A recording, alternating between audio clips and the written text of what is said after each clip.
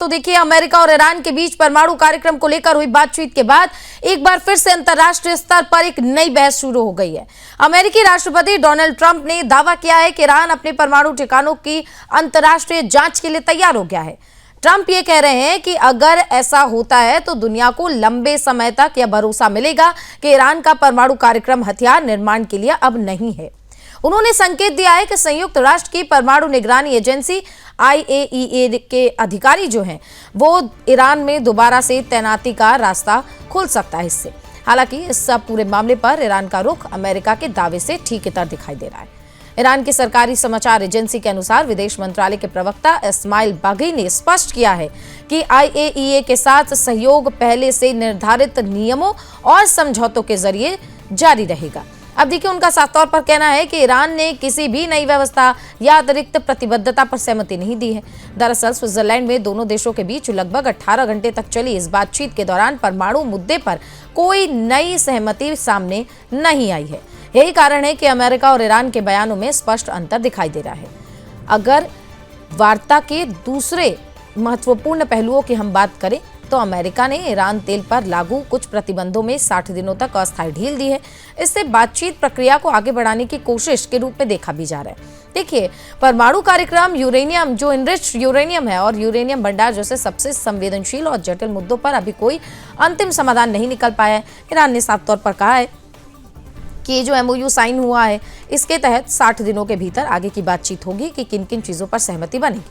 ऐसे में सबसे बड़ा प्रश्न ये है कि क्या अमेरिका और ईरान के बीच विश्वास बहाली की प्रक्रिया वास्तव में आगे बढ़ रही है, क्योंकि बीते दिनों तो खबरें जो आई थी वो तो लग भी नहीं रहा था कि अब MOU ये जो साइन हुआ है ये आगे बढ़ पाएगा, या फिर दोनों पक्ष अपने अपने राजनीतिक संदेश दुनिया के सामने रखने की कोशिश कर रहे हैं। और इतना ही नहीं बल्कि आने वाले दिनों में IAEA की भूमिका क्या होगी, प्रतिबंधों का परिणाम और परमाणु कार्यक्रम पर होने वाले अगली वार्ताएं इस पूरे घटनाक्रम की दिशा तय करेंगी। लेकिन इसके क्या नतीजे निकलेंगे, क्या सच में स्ट्रेट ऑफ हॉर्मुज से अब जहाज़ों की आवाजाही सुचारू रूप से हो पाएगी? लेकिन अमेरिका जो इधर उधर दावे कर रहा है और लगातार दावे कर रहा है कि ईरान के साथ सहमति हो गई है, लेकिन ईरान इस बात को एक्सेप्ट नहीं कर रहा। आखिर क्यों एक्सेप्ट नहीं कर रहा? क्या सच में बातचीत हुई है या अमेरिका एक बार फिर से झूठ बोल रहा है? आज हम इसी पर करेंगे चर्चा।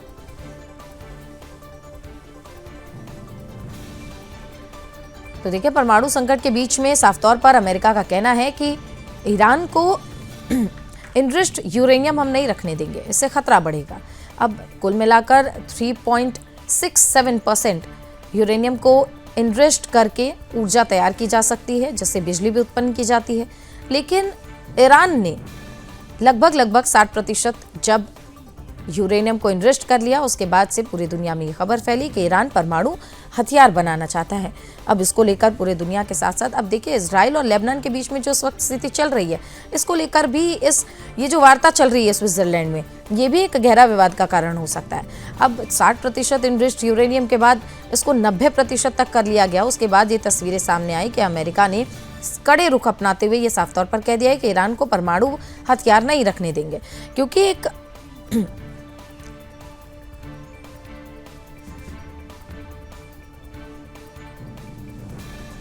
तो देखिए, ईरान में 4 जुलाई से शुरू होगा खामनेई का अंतिम संस्कार।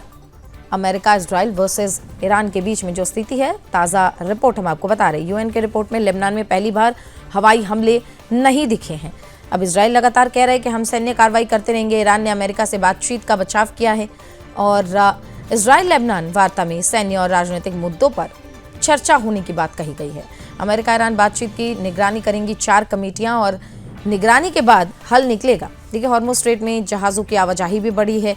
इधर लेबनान में कोई हमला नहीं नजर आ रहा है। ईरान बोला है फ्रीज फंड मिलना MOU की बड़ी जीत।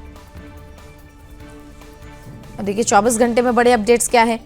पाक PM बोले हैं कि अमेरिका और ईरान के बीच में जो वार्ता हो रही है इसको लेकर अब देखिए ईरान ने क्या कहा है। बातचीत के बीच भी सेना पूरी तरीके से अलर्ट है। अमेरिका ने ईरान को 60 दिन तेल बेचने की छूट दी है, कुछ प्रतिबंधों में रियायत दी है।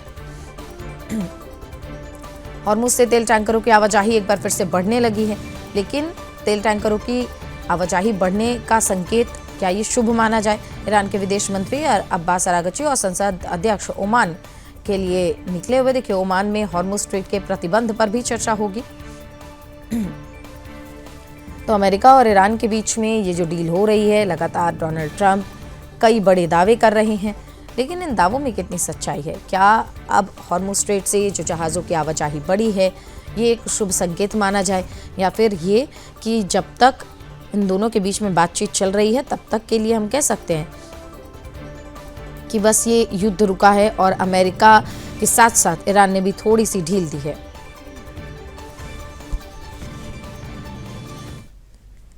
और चर्चा आज इसी बात पर होगी कि अगर अमेरिका कह रहा है कि हमारी बातचीत हो रही है, लगभग बात बन गई है, तो ईरान इस बात से डिनाई क्यों कर रहा है? और अगर स्ट्रेट ऑफ हॉर्मुज़ पे जहाज़ों की आवाजाही बढ़ी है तो क्या इसका संकेत जो इससे मिल रहा है ये शुभ है, या फिर ये बस एक छोटा सा विराम है और आगे और तबाही अभी देखने को मिलेगी? हमारे साथ दो खास मेहमान जुड़ गए। शिवदान सिंह सर जुड़ गए रक्षा विशेषज्ञ के तौर पर, और हमारे साथ जुड़ गए हैं सुशील कुमार सिंघल सर। आपका बहुत बहुत स्वागत, विदेश मामलों के जानकार। सबसे पहले सिंघल सर आप ही से शुरुआत होगी, क्योंकि जो स्थिति हम देख रहे हैं और अभी अमेरिका बार बार, और हमने देखा है पिछले कई दिनों से, कई बार से जब भी वार्ता की बात होती है अमेरिका दावे करता है कि ईरान के और हमारे बीच में सहमति बन गई है, लेकिन ईरान बार बार इन दावों को ठुकरा देता है। इसका विशेष कारण क्या है?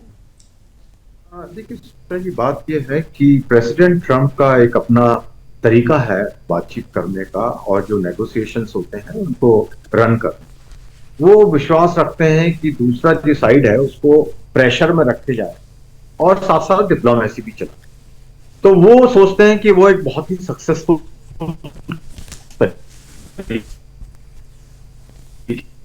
है और वो ही एग्जिट कर रहे हैं। और लेकिन ईरान, क्योंकि उस ईरान की अपनी इंटरनल इश्यूज हैं, तो वो भी प्रेसिडेंट ट्रंप के सामने झुकना नहीं, ये दिखना नहीं चाहते कि हम झुक रहे हैं। तो इसलिए वहां पर उनकी जो टैक्टिक्स है प्रेसिडेंट ट्रंप की, वो काम नहीं कर पाती हैं, उससे समस्या खड़ी हो जाती है। अब क्या है कि जैसे प्रेसिडेंट ट्रंप ने अनाउंस कर दिया कि भाई एग्रीमेंट हो गया है और आईएईए के लिए वो तैयार हो, जहां तक पहली इंस्पेक्शंस की बात है, ईरान में आईएईए की इंस्पेक्शन तो होती रही, पहले भी होती रही। तो इसमें कोई, अगर वो एग्री कर रहे हैं, कह रहे हैं कि होगी या कहा है, तो कोई नई बात नहीं।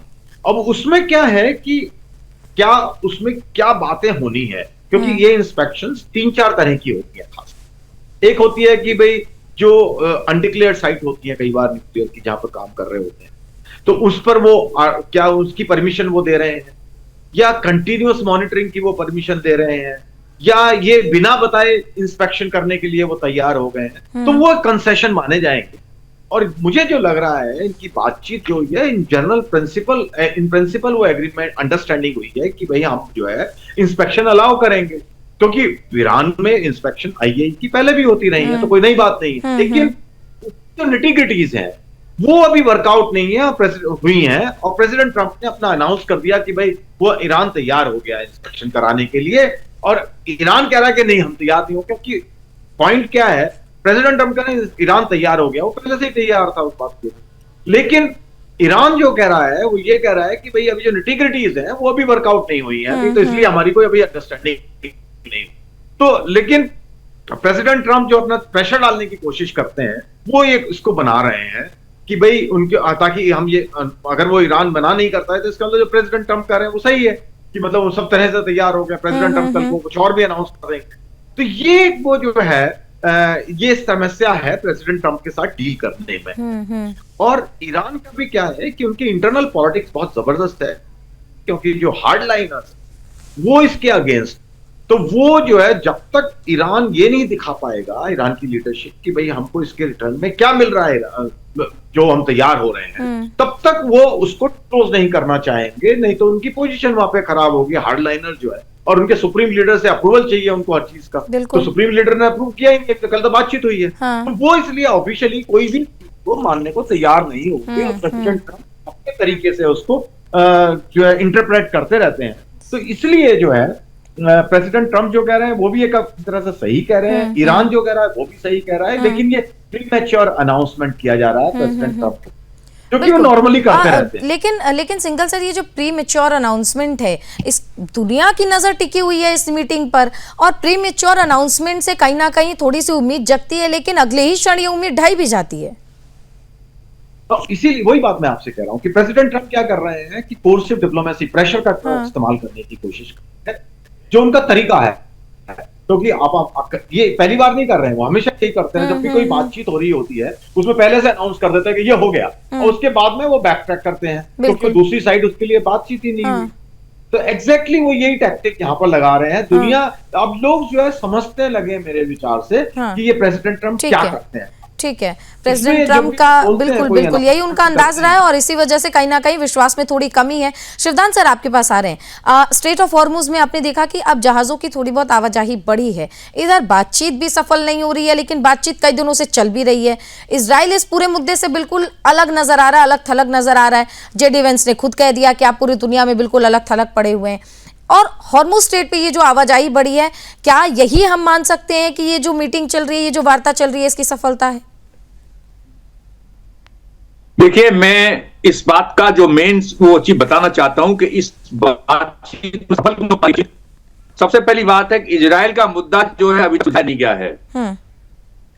इजराइल 1949 में इजराइल देश का निर्माण हुआ, अभी तक किसी देश ने सिवाय सऊदी अरबिया वगैरह जो 2-4 देश हैं, उनके अलावा किसी भी देश ने इनको रिकॉग्निशन नहीं दी है।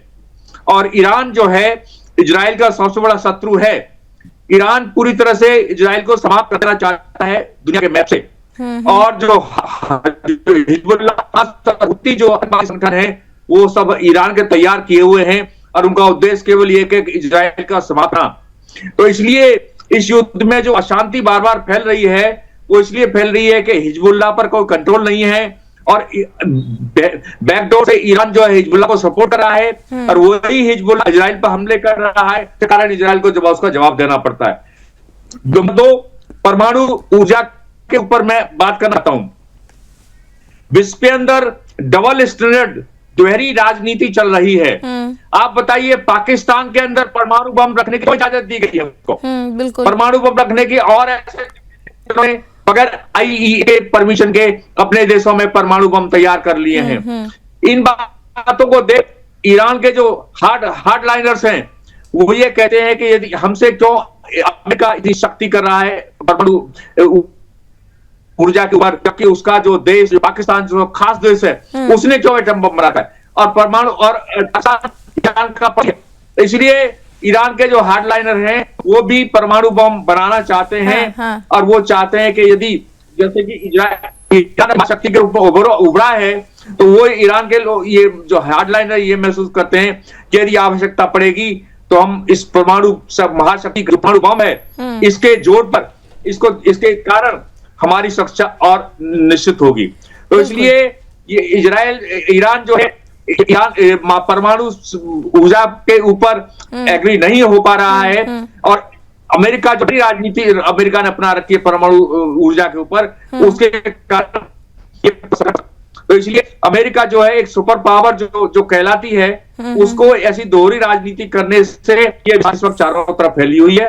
और ऐसा मुख्य कारण वार्ता के विफल होने का बार बार यही कारण है कि हिजबुल्लाह हमले करते हैं, इधर उसका जवाब देता है तो बातचीत होती है। तो इसलिए मैं यही कहूंगा कि सबसे पहले जो इस बातचीत का जो एजेंडा है उसमें सबसे पहले होना चाहिए कि ईरान जो है इजराइल को स्वीकार करे, रिकॉग्निशन दे उसको कि वो भी एक देश है और चाहे शत्रु है चाहे मित्र है मगर उसका एग्जिस्टेंस तो माने कम से कम। इसलिए अमेरिका को चाहिए एक महाशक्ति रूप में कि इजराइल का जो एग्जिस्टेंस है उसको कंफर्म कर विश्व में, उसके बाद ही शांति फैल सकती है, तो उसके बाद ही सारा सब कुछ ठीक हो सकता है। बिल्कुल, जब शर्तें हर दोनों देशों की ओर से रखी जा रही है तो जाहिर बात है उन शर्तों को मानना भी बहुत जरूरी है। लेकिन यही है, क्लैश चल रहा है अभी दोनों के बीच में, तो कहीं ना कहीं ये भी डाउटफुल है कि ये जो एमओयू साइन हुआ है ये कितने दिनों तक टिक पाएगा। कि हमने देखा है बीते दिनों जो स्थिति स्ट्रेट ऑफ हॉर्मुज के लेकर उत्पन्न हुई, लेकिन अब वहां से जहाजों की आवाजाही भी बढ़ी है। लेकिन इस वार्ता के बीच में इजराइल का साफ कहना है कि वो हिजबुल्लाह पर हमले नहीं रोकेगा। इधर खबर ये भी है कि पिछले 24 घंटे में लेबनान में हमले नहीं देखे गए, कोई धमाका नहीं देखा गया है। क्या अमेरिका ने इजराइल को इस बात के लिए मना लिया है या फिर ये तूफान से पहले की शांति? देखिए, बात यह है कि प्रेसिडेंट ट्रंप और प्राइम मिनिस्टर नेतन्याहू की काफी जो है पीछे अखबारों में भी आया, मीडिया में भी आया कि उनकी आपस में जो बातचीत हुई है बहुत ही तुरंत बातचीत हुई।